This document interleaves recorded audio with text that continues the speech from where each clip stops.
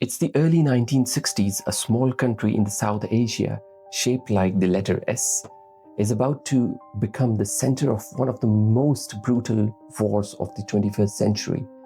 Millions will suffer, villages will be burned, and the world's most powerful nation will unleash some of the deadliest weapons ever used in modern warfare on a nation smaller than the UK. But before we dive into the chaos, we need to understand a few things. We are talking about the Vietnam War. Vietnam wasn't always at war with America, although most of the people link the war with the United States. Vietnam was at war with itself first. So, first thing first, let's dive into the geography of the nation, of this country. So, at first, there were two Vietnams, North Vietnam and the South Vietnam. Vietnam was split in 1954 at the 17th parallel into two different nations, two different countries.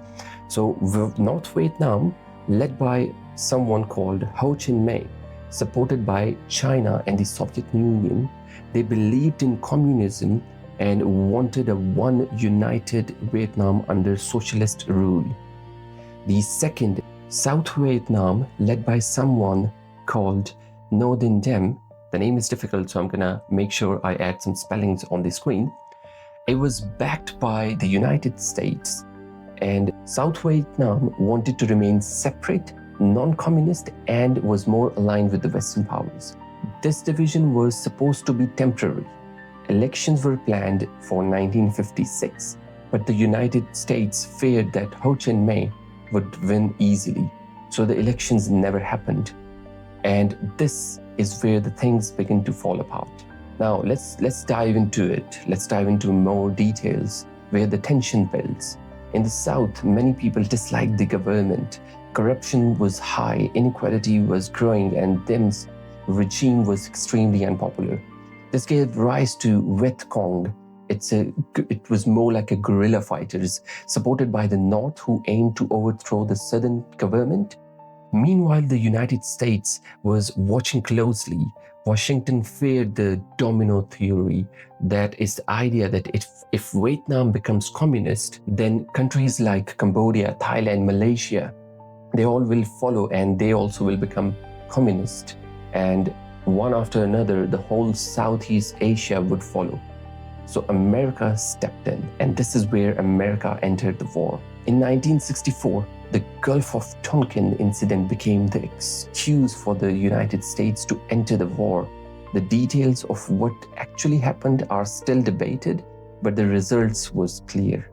America unleashed one of the largest military operations in modern history. The US began Operation Rolling Thunder, dropping hundreds of thousands of bombs on Vietnamese villages. This was not just a war against soldiers, it became a war against rice fields, forests, farms, and ordinary civilians. Now here the brutality of the war started. The Americans brought helicopters, jets, and chemical agents. The North brought determination, deep knowledge of the jungles, and guerrilla strategy. Napalm bombs were used across Vietnam, burning skins instantly and sticking to the body like liquid fire. Villages were wiped out in minutes. The next horrific action from the United States, called Agent Orange. The USA sprayed millions of liters of Agent Orange, a toxic chemical meant to destroy forests. It caused birth defects, cancers, long-term environmental damage, effects still visible today. And here comes the turning point, the Tet Offensive. In 1968, the North launched a shocking wave of attacks known as the Tet Offensive. Even though they did not win militarily, they proved something important. America was nowhere close to winning. Back in the United States, millions began protesting the war. The public could see the destruction their government was causing. And here comes another turning point where America withdraws. By the early 1970s, the US was exhausted. President Nixon introduced Vietnamization, meaning the South would fight on its own while Americans slowly withdrew. In 1973, the Paris Peace Accords were signed. In 1975, the North launched its final offense and captured Saigon. Vietnam was unified under one government in 1976. The Vietnam War killed millions and left scars that still exist today. Entire forests were destroyed, families broken, cities erased. America dropped more bombs on Vietnam and Cambodia than were used in all of the World War II combined. Another horrific action from the United States was the My Lai Massacre.